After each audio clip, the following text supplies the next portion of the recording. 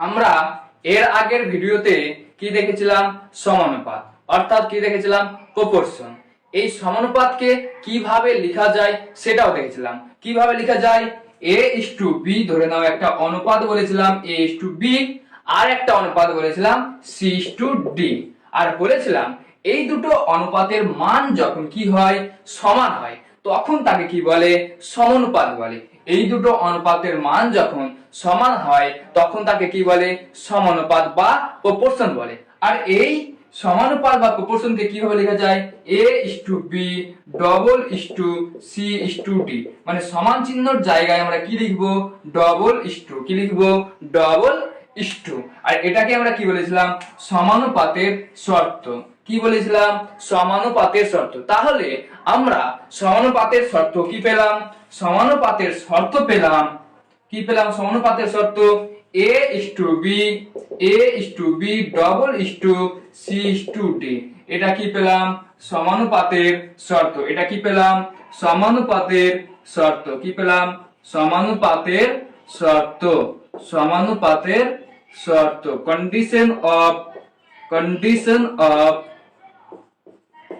Proportion. Condition of কি পেলাম?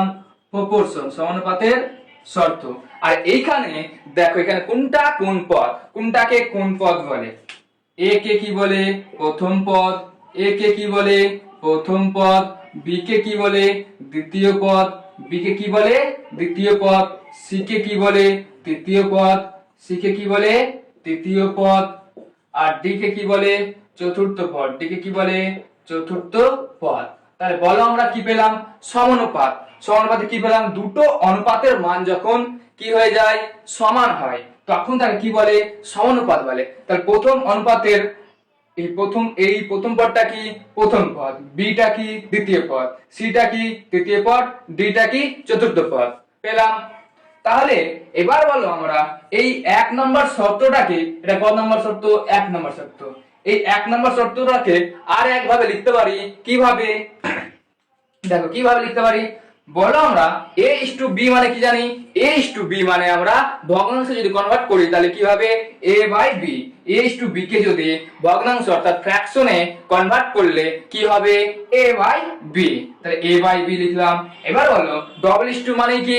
সমান। ডবল is to মানে কি? সমান। তাহলে কি দিলাম? সমান চিহ্ন দিলাম। তারপরে c is to d মানে কি? c by d। c is to d মানে কি? c by d। তাহলে কি দিলাম? c by d। তাহলে কি হলো? a by b equal to c by d। এটাও কি হয়ে গেল? আরেকটা সমানুপাতের শর্ত। অর্থাৎ কি হলো? অথবা এটা একটা সমানুপাতের শর্ত, অথবা এটা একটা সমানুপাতের শর্ত। কেউ কেউ এটা দিয়ে করে, কেউ কেউ এটা দিয়ে করে। এবার দেখো এটা থেকে আর একভাবে আমরা সমানুপাতের শর্ত লিখতে পারি। কিভাবে? আর একভাবে, যে যেভাবে তোমরা করতে পারো। তাহলে দেখো a বাই b আছে, আর এখানে c বাই d আছে, আর এখানে মাঝে কি আছে? ইকুয়াল চিহ্ন আছে। যখনই এরকম ইকুয়াল চিহ্ন থাকে আর দু সাইডে বাই বাই দিয়ে লেখা থাকে, তখন কিভাবে করতে হয়?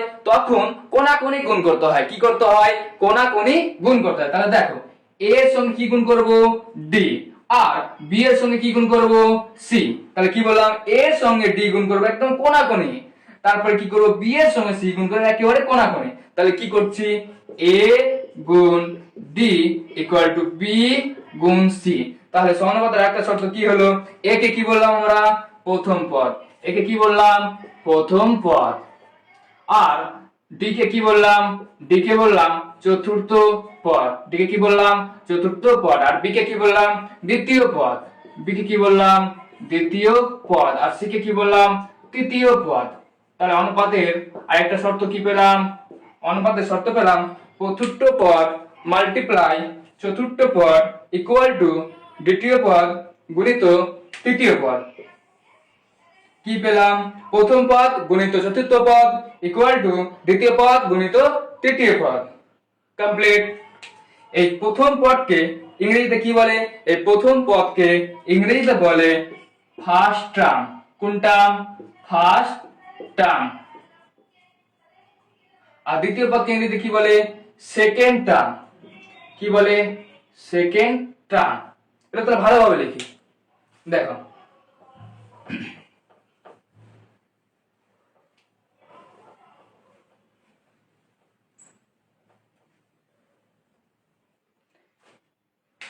কি কি পেয়েছি আমরা? একটা পেয়েছি এ পেয়েছি, একটা পেয়েছি বি পেয়েছি, একটা পেয়েছি সি পেয়েছি, একটা পেয়েছি ডি পেয়েছি। এ কে বাংলাতে কি বলে? প্রথম পদ। আর বি কে বাংলাতে কি বলে? দ্বিতীয় পদ। আর সি কে বাংলাতে কি বলে? তৃতীয় পদ। আর ডি কে বাংলাতে কি বলে? চতুর্থ পদ। এটা সমানুপাতের ক্ষেত্রে কিন্তু এগুলো। এই প্রথম পদকে ইংরেজিতে কি বলে? ইংলিশে বলে ফার্স্ট টার্ম। আর এটা কি বলে? Second term. এটা কি বলে? Third term. এটা কি বলে? Fourth term.